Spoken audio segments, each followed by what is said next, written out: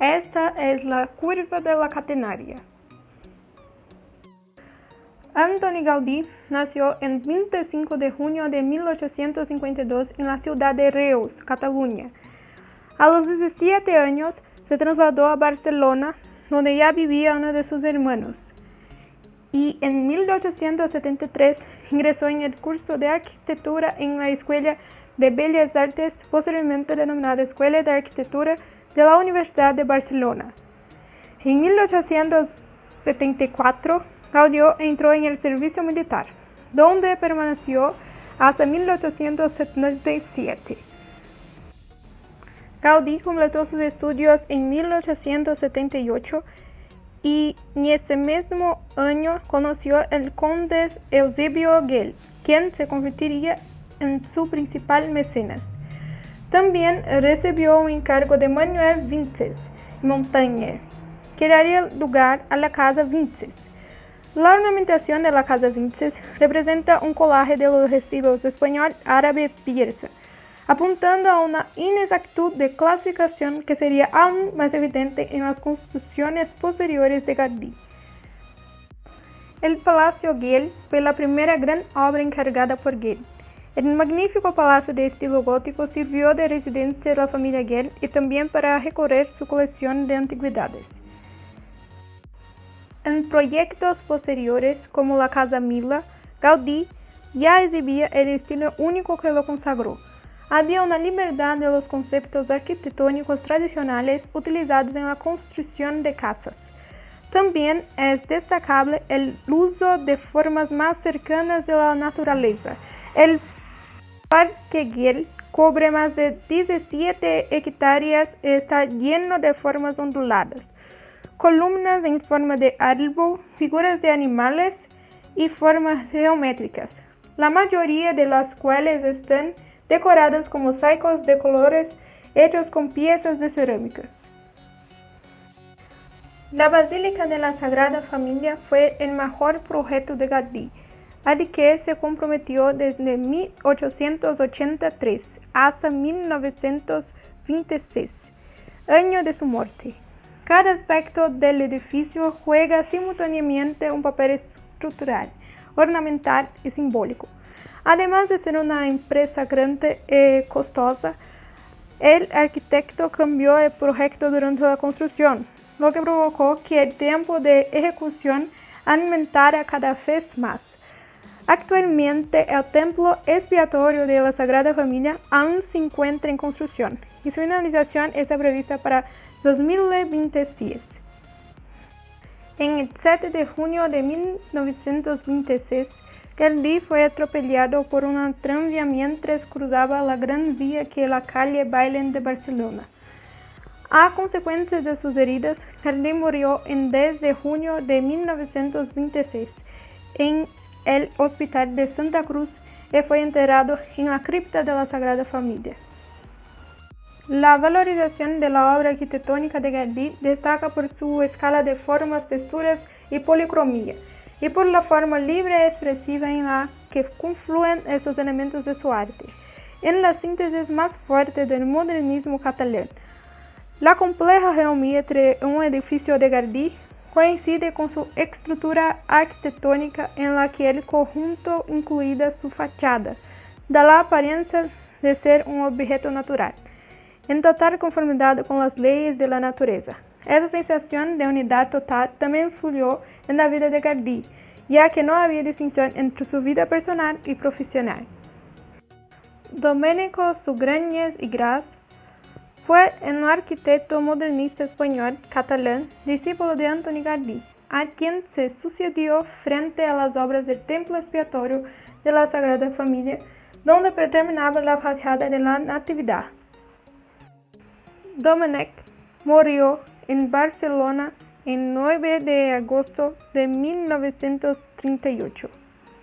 Ahora vamos a hablar del movimiento literario desde la creación de la Iglesia de la Sagrada Familia. El movimiento que se estaba produciendo en ese momento era el movimiento gótico, para ser más concreto, la literatura gótica, que apareció en el siglo XVIII con la publicación del libro O Castelo de Otranto de Horace Walpole en 1764. Esta literatura representa una mezcla de romantismo con misterio y oscuridad, vinculando a la literatura fantástica con presencia de la locura, temas que contradicen las costumbres de la sociedad. La literatura gótica explora dos estilos literarios: la prosa gótica, donde no hay versos, siendo considerada lengua corriente, y la poesía gótica, siendo los dos proveedores de características como temas misteriosos, literatura fantástica, pesimismo, sobrenatural, así como la literatura gótica en su conjunto.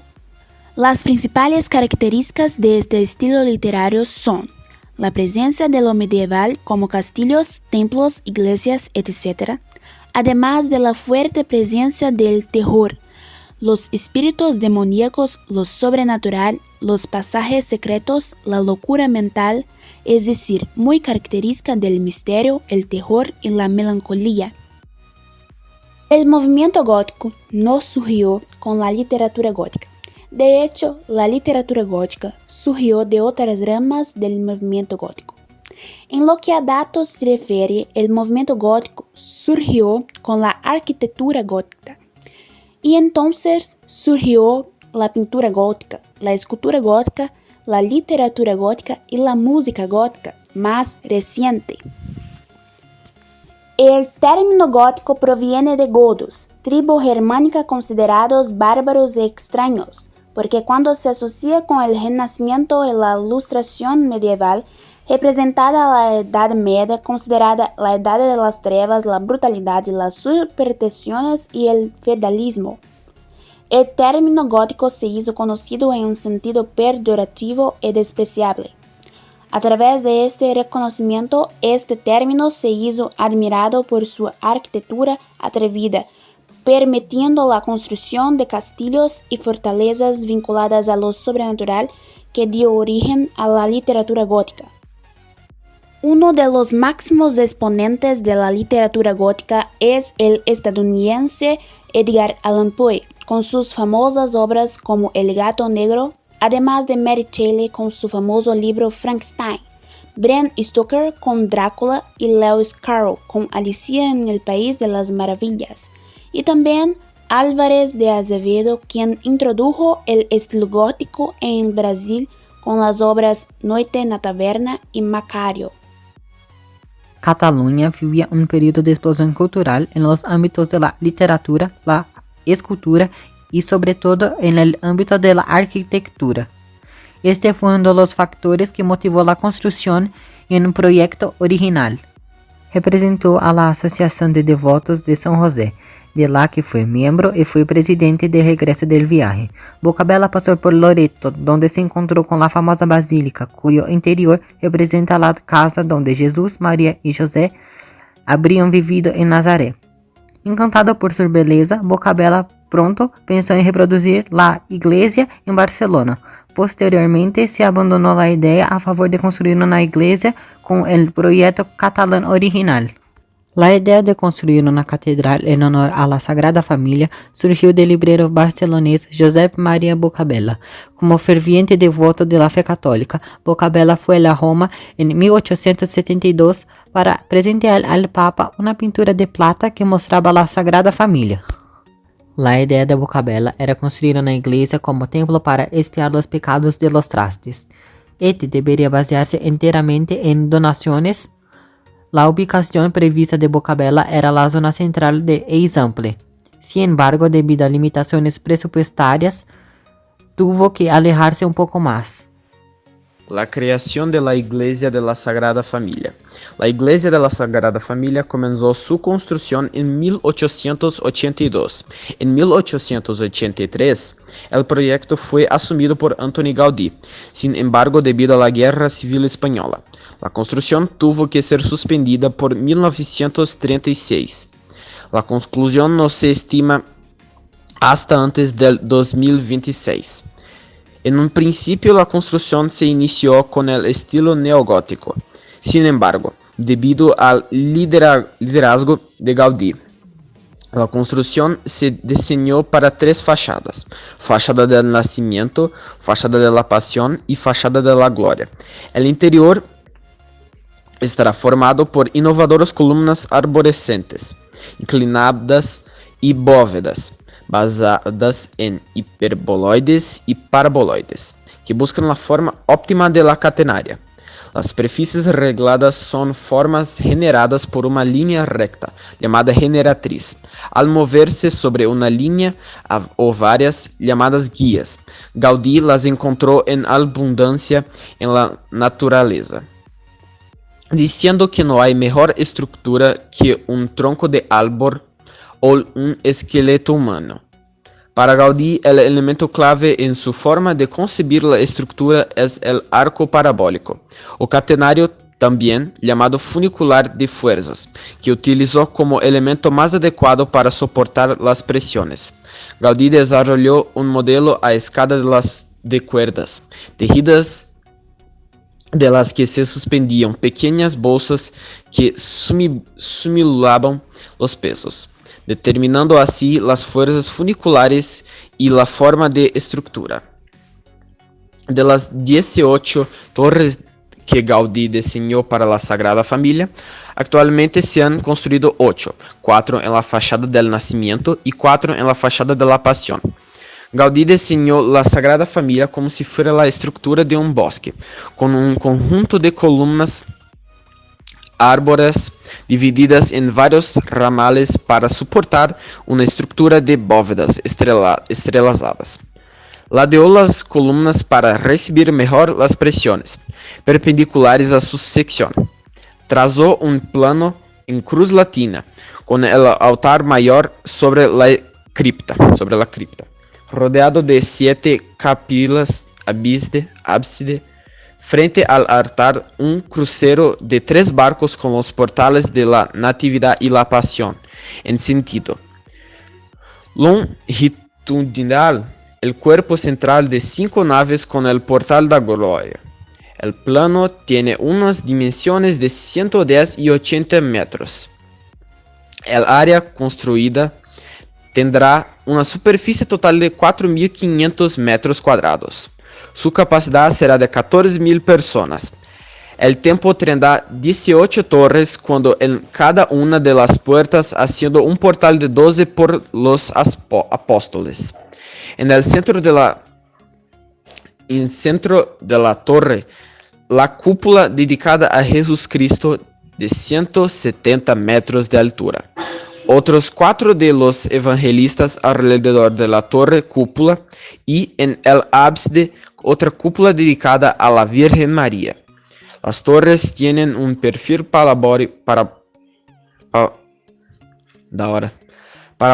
y cuentan con escaleras helicoidales que dejan la parte central hueca para colocar allí con campanas tubulares dispuestas a modo de campana.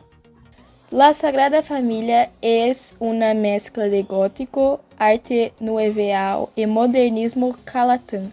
En su forma final albergará 18 torres, cada una de las cuales simbolizará y los 12 apóstolos, los 4 evangelistas, la Virgen María y el más alto de todos, Jesucristo. Hasta la fecha se ha construido 8 de ellos, y cuando está terminado, hará de la Sagrada Familia inglesas más altas del mundo. La basílica también tiene 3 caras. La primera simboliza el nacimiento de Jesús, en segundo la pasión de Cristo y en tercero la resurrección. Aún no se ha completado. A cada lado es posible observar la narrativa de los evangelios, que va desde la anunciación de Nuestra Señora hasta la resurrección de Cristo. Pasando por su muerte, todas las esculturas tienen un estilo muy peculiar, siendo más armoniosas y elaboradas al nacer y más simplificadas y angulares en la pasión. O que representa a Igreja da Sagrada Família para a Espanha? A Sagrada Família é o monumento mais visitado de Barcelona e considerada a obra mais importante do arquiteto Antônio Gaudí. Quem visita a cidade não pode deixar de jeito nenhum de apreciar essa atração cheia de significados, energia e beleza. A Sagrada Família, em Barcelona, começou a ser construída em 1882, mas foi em 1883 que o mestre arquiteto Antônio Gaudí assumiu a obra. Gaudí projetou a Sagrada Família baseada na tradição das catedrais góticas e bizantinas. A fachada da igreja, que fica em diferentes, retrata a vida e a morte de Jesus Cristo, sendo o nascimento na Rua Marina, a Paixão Norte e ressurreição nas ruas Sardenia e a Glória, presente e futuro, na Rua Carrer Mallorca. A fachada do Nascimento e a cripta do Templo Expiatório da Sagrada Família são patrimônios da humanidade da Unesco desde 2005. Das 18 torres que Gaudí projetou para a Sagrada Família, atualmente 8 foram construídas. 4 na fachada do Nascimento e 4 na fachada da Paixão. Os visitantes podem adquirir ingressos, além do bilhete da entrada na igreja, para subirem nessas torres e terem uma visita única da Barcelona. O mestre Gaudí. Nos últimos 15 anos de vida, Gaudí colocou uma cama em seu escritório e passou a morar dentro da igreja. Para estar ainda mais inserido na Constituição, Gaudí abdicou de tudo por esse projeto, o qual se dedicou por 43 anos. O arquiteto mais ilustre de Barcelona morreu em 1926, em um trágico acidente. O corpo do mestre está sepultado dentro da igreja, na capela da Virgem del Carmen, na cripta do templo. Um incêndio em 1936, durante a Guerra Civil Espanhola, destruiu as maquetes e documentos deixados por Gaudí. Os arquitetos que deram continuidade na construção se inspiraram na obra original para seguirem com os planos originais da igreja, que já passou por 5 gerações. Cuidado com o que você veste no dia da visita. Por ser uma igreja católica, algumas regras sobre como se vestir no dia a dia, no dia da sua visita, deve ser seguida como: por razões de segurança, o uso de bonés e chapéus não é permitido no navio ou museu, exceto por motivos religiosos, de credo de saúde. Não pode ficar descalço. Como igreja católica, roupas decorativas são necessárias e as seguintes limitações são estabelecidas. Não é permitido entrar na igreja com roupas transparentes. Não use regatas ou blusas que não cubram os ombros. Você não deve usar roupas com decotes grandes e nem que deixem suas costas descobertas. Não é permitido entrar com shorts e saias que não cubram pelo menos metade da coxa. Não é permitido entrar com roupas de banho. Não é permitida a entrada com vestuários de celebrações de qualquer tipo ou com ornamentos concebidos para distrair ou atrair as atenções para gêneros artísticos e religiosos, promocionais ou quaisquer outros. O visitante não pode ficar descalço na igreja. Bonés e chapéu não pode ser usado por questões de segurança, exceto por motivos religiosos de saúde.